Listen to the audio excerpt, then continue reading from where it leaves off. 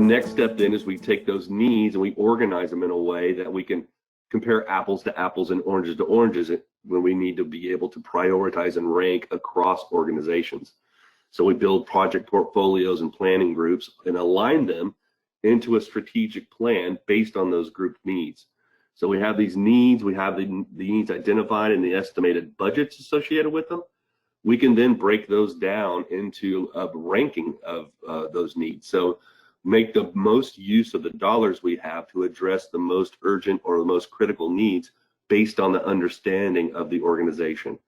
All of this can take place within our solution based on all of the data that's being captured on a day-to-day basis. After that, really, you just take those project needs, package them up, turn them into projects, and get the funding for them, set up funding for them.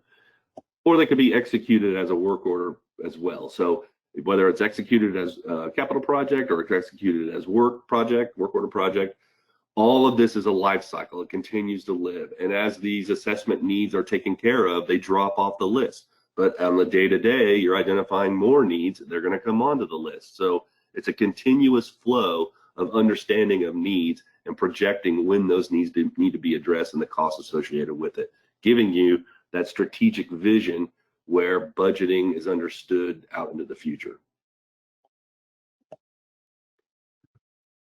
So ultimately what we're saying here is do your due diligence and seek a single solution that can manage your FM needs that you identify now, because your needs you identify now may not be the same needs you have moving forward.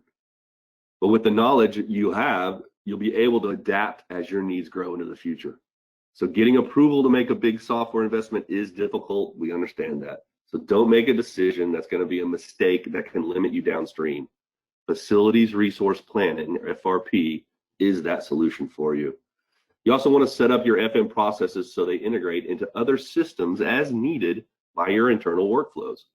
This will standardize how your people work and keep process changes minimized, as integrations on the back end may need to change over time, but your work processes would not need to change because you're within a single FRP. Then integration between your processes and all things financial give you that direct real-time cost information between between asset level rolled up to the system and even the building. So you'll understand costs down at a granular level all the way up to a system and even building level. So you'll know total cost of ownership. And now you're armed with the financial insight of what it truly costs to operate. Then ultimately, accurately identify the needs and costs coming in future budget cycles. I know a lot of times we struggle with that, and it's really the squeaky wheel that identifies what it is that needs to be funded for the next year. But if you're managing your system, managing your information in a single system, understanding the condition, understanding your needs, you can then provide the reporting and data supported decision making that leadership needs to know so that budgets are more accurate and cost surprises are kept to a minimum.